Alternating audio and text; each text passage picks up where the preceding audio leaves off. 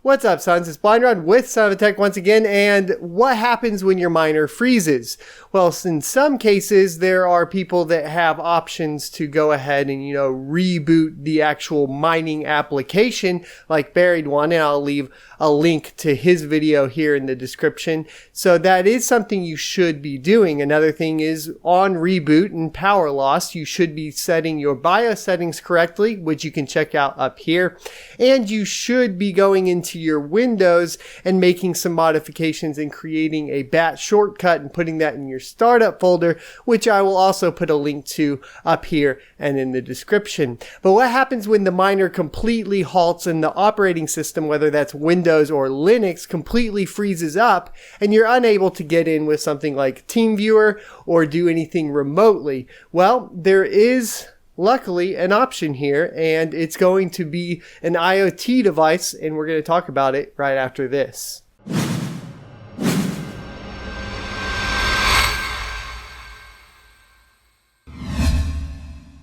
Alright, so welcome back. What I'm referring to is this TP-Link Smart Wi-Fi plug. Now, yes, if you need to get an option for hardwired, we can discuss that in the comment section below. But if you're a hobbyist miner, you probably have Wi-Fi in your house, and this will work perfectly fine. Of course, with cracks, you might want to be careful and make sure you have everything patched up. That being said, the worst thing they could do is reboot your miner, and if you have everything else configured properly, like I mentioned before, you should be good to go. So this is a pretty simple device. It's only going to run you about $35 on Amazon. I will have my affiliate link to it in the description below. If you purchase through there, I will get a kickback, so of course that helps out. And essentially all you're going to have to do is unbox it. It was a very nice unboxing for the price of the device, and then get it plugged up. It's as simple as plugging it into the wall, and as long as you're only running off of 110, this will work fine. We'll talk about options for 220 in a later video. Alrighty, so let's talk about how you can get it configured. You're actually going to monitor it with your phone, hopefully, and that's what I prefer to do, because then you're going to be able to reboot it while you're at work or reboot it while you're on vacation. To get this set up, it's pretty simple. You are just going to need to go onto your phone, and we will go over the Android setup. This does support iOS as well, but I don't have an iOS device to show you on currently. You're going to want to head on over to the Play Store, and then you're going to want to search for the TP-Link Casa app. So it's TP-Link Casa, and then you'll just want to go ahead and go on through with the install. Pretty simple there. Once it's installed, you are going to open the app, and then it's going to have you create an account. So just go through the account creation process. You'll have to do a verification email as well, and then you can come back to the application itself and get ready to sync the device. Once you're logged in, you will be able to add devices with the little plus button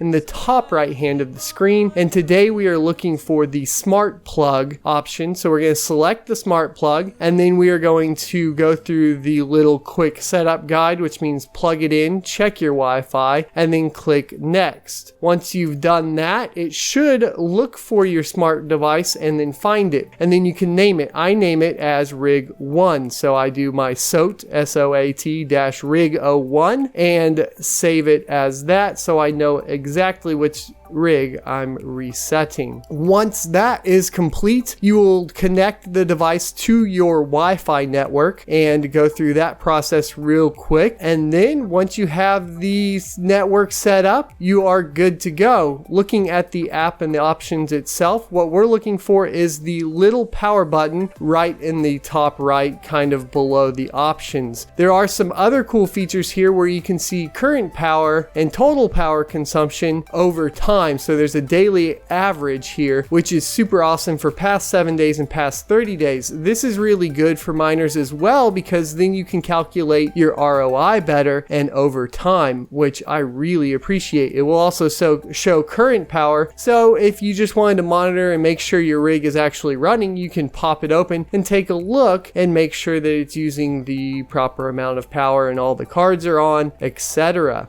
So I was pretty excited to come up with the solution for you all. I hope it helps some of you all out. I think for the price to what it provides, it's essential, because spending only $30 for the ability to reboot a frozen miner when you're on vacation or at work is invaluable. You lose money every single second your miner's down. So what we are trying to do is prevent that as much as possible. Like I said, don't forget to check out the videos up here in the corner to configure the rest of your automatic settings, and please follow all the guides so you can stay up and running 24/7. Thanks for watching. Don't forget to leave a comment. Don't forget to hit like. Please subscribe. And if you want to support me, a very easy way that you don't have to spend any money is mining to one of our pools. So soap pools are starting to spin up. We will have a list in the description below, and you can pick a coin that you prefer. We will be going over to my Twitter at Son of a Tech and doing some polls on the next pools to be spinning up, so follow me over there. And if you'd like to see daily pictures of various mining rigs from Rig Wars, be sure to follow me on Instagram at Son of a Tech. Until next time, I will see you next Tuesday.